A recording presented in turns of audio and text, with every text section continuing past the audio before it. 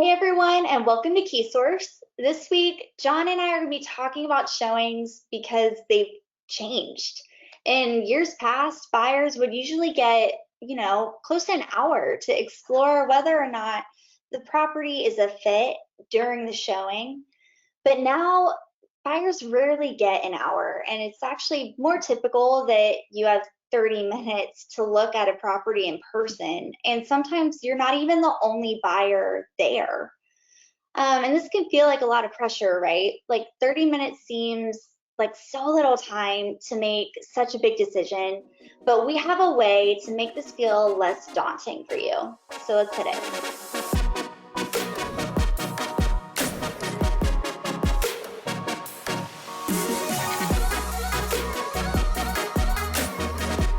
Hey John, how are you today? Hey Cassie, how are you? Good, good. I'm really excited to get into this. And these tips, or this tip, I guess, really stems from things that I've heard from buyers this year.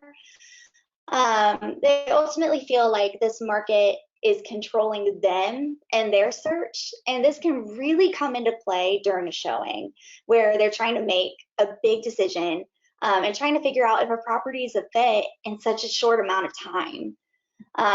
But we've had a major breakthrough with this, I feel like, by shifting the perspective on showings altogether. So if you're a buyer right now, here's how I want you to think about showings. A showing should be scheduled to confirm, not to explore. That means that you should determine whether or not the property is likely to be a fit before you schedule the showing. So John, could you explain how buyers can determine this prior to seeing the property in person?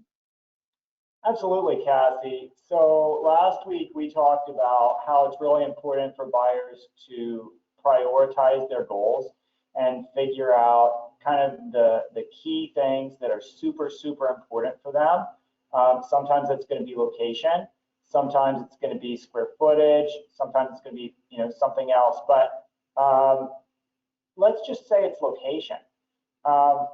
It's really important for that particular buyer to go ahead and map the property and find out exactly what are those distances to key locations in their life. How far is it to work? How far is it to school? How far is it to church?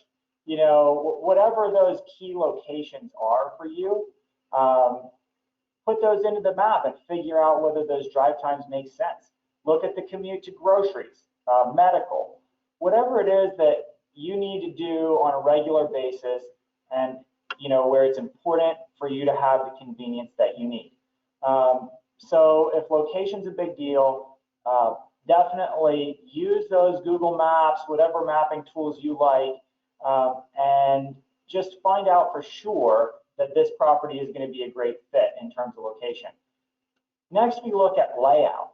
Let's say you need a certain layout. Maybe you need a bedroom, a bathroom, and laundry on the same level, but it could be a two-story house, right?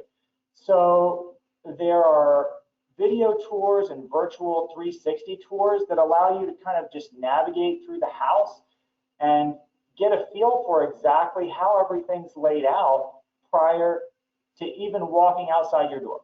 So you really want to explore those tools, use those tools. They're there to give you more time in the house and to save you driving time and just the stress of being in a time crunch while you're at the house. So go ahead and use those virtual tours and the video tours and anything else that the agent has put there to make your life easier ahead of time.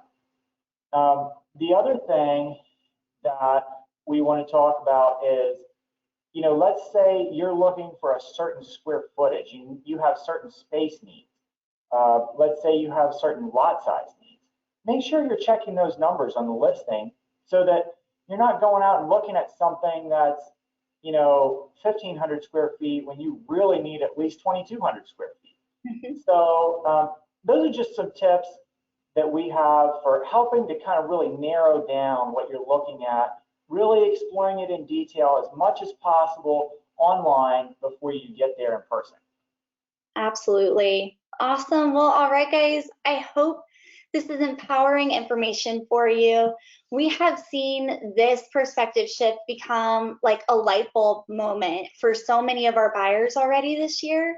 And the work done up front, it will be worth it in the end because, like John said, it's going to save you time and hassle. It's going to put you a step ahead of other buyers, which you always want. And it's going to give you the clarity that you need to pull the trigger on a competitive offer when you do confirm that the home is a fit for you. So, all right, that is all we have for today. Please subscribe for more valuable real estate content, and we'll see you next time.